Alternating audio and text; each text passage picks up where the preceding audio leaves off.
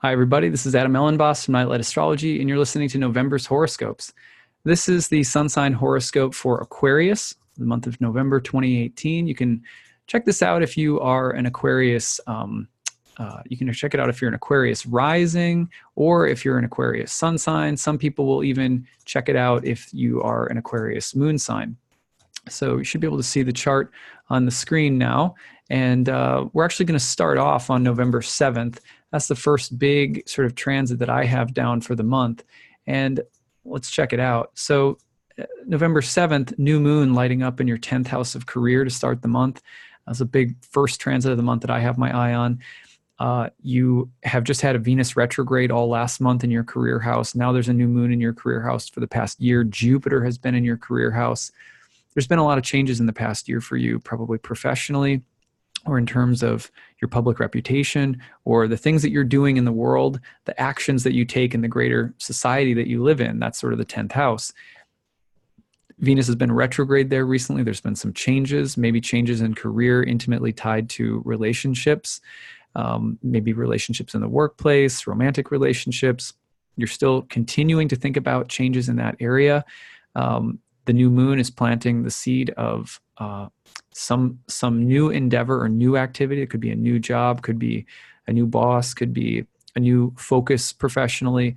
But with Venus having recently retrograded there, you're ready to start reaping the fruits of a cycle and starting something new in that area. So I like this for you. It's really a pretty nice transit.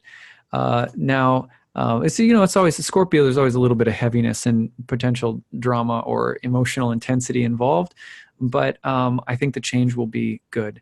Now, all month long, Venus is opposite Uranus across the 9th and 3rd house. This is a house that has a lot to do with the mind and our beliefs, communication and relationships, especially around our opinions and ideas or our religious or spiritual convictions, our ethical standards.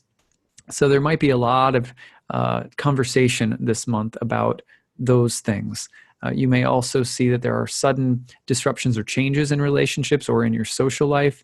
They fall along the lines of, where those lines in the sand are drawn in our relationships. Well, I believe this, you believe that, or this is my opinion, and I don't care what the standard or the tradition is, So it's a time of potential mental or philosophical conflict in relationships, but also potential for breakthroughs, changes of mind and heart and perception, broadening the mind, and maybe there's room to share some interesting things in these spaces in your relationships as well. Two important dates: November 17th, Venus turns direct. You could start to see some kind of synthesis or reorientation regarding higher beliefs, education, changes, maybe something to do with travel abroad. That's part of the 9th house. And maybe overall a time of recovery or starting to synthesize or integrate lessons that have been learned about these topics that I've just mentioned, relationships, beliefs, etc. But then on November 30th, there's one more sort of big, potentially disruptive or challenging moment between Venus and Uranus, where there are stylistic changes or the need to sever relationships that aren't working or to have deeper conflicts of the mind and belief in relationships. The other thing is that the Venus opposite Uranus is also a lot of it in Libra and Aries has to do with the themes of independence versus dependence. How much do you need to be yoked together or joined together with someone, especially intellectually, versus how comfortable are you to be on your own? Those are important questions here.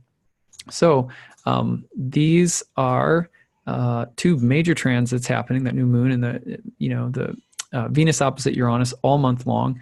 But there is some good news. Those are a little bit intense.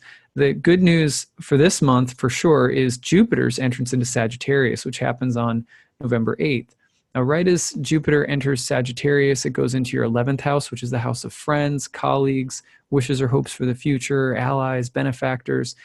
For the next year, you're going to be thinking about, who are my people? Where do I belong? How can I expand my social life or my social circle, or have a different kind of influence in my life with groups that I belong to or organizations that I attend or whatever. So the idea of also visioning something new for the future over the next year, this may be you may have a very strong impulse to do this. However, one of the things that's going to come up along the way, which you'll see as the month unfolds, is and first of all, that's a really expansive, wonderful transit. Like that, the next year, you go back to, let's see, if you go back to 2006 into 2007, the fall of 2006 to 2007, that was the last time Jupiter was in your 11th house. You can kind of compare a little bit and see what was happening in your life, maybe socially or with regard to groups or organizations at that time. Maybe some similar themes now. But what's interesting is on November 15th, at that time, Mars is going to move finally out of your first house and home sign of Aquarius, where it's been since May of 2018. And it's going to finally pop into Pisces and go into your second house, which is a house of finances, values, resources, money. So as it does so, it's going to be bringing up conflict, tension, the desire to move forward with financial matters, could bring some progress financially, maybe some work as well, or some conflicts, some tensions. But immediately it's going to energize with Jupiter in the 11th house, which is about this dream for the future.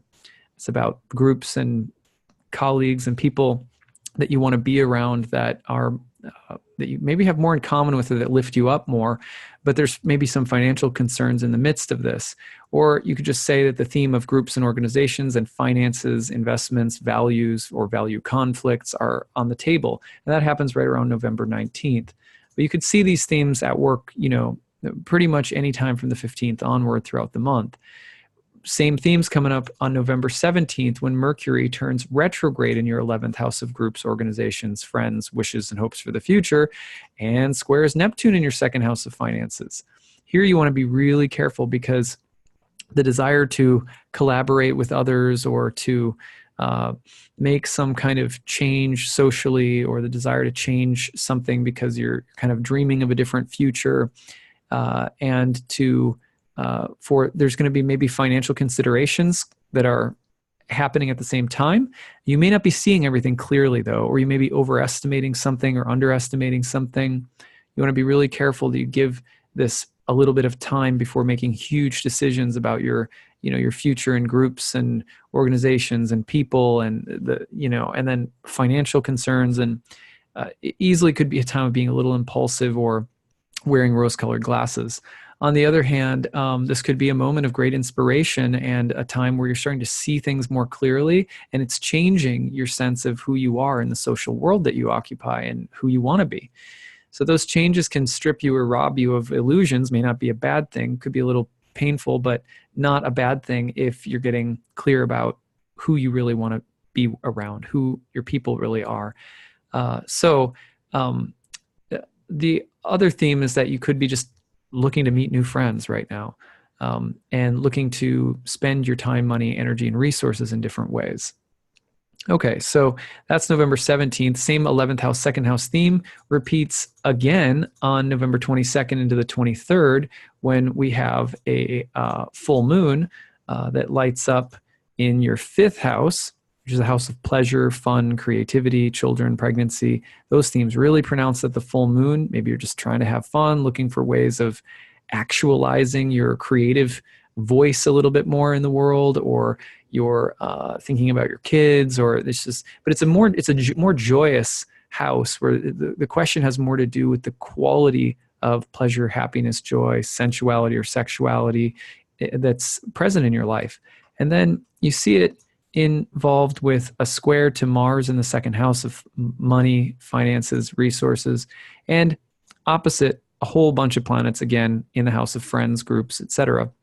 So, now it's a T-square for the full moon, and it's really deep questions about your values, your social life, your finances, what constitutes fun or pleasure.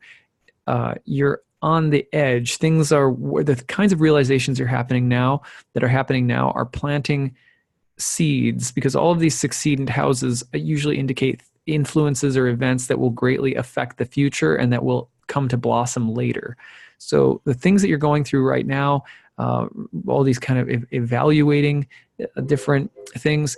A lot of it comes down to core philosophical changes that you're going through, and you know, change of changing friends, people, groups, the standard of happiness in your life, your time, money, energy, resources, whatever you're working through right now. Again, it's going to take some time to play out and create the changes that you're probably hoping for. Jupiter in the 11th, however, for the next year, very helpful for getting there. So trust the process. All right, that's what I've got for you this month, Aquarius. I hope that this was interesting and that you'll share your stories in the comments section as the month unfolds. And I look forward to seeing you for December. If you can believe it, it's already the end of the year. So, all right, take care.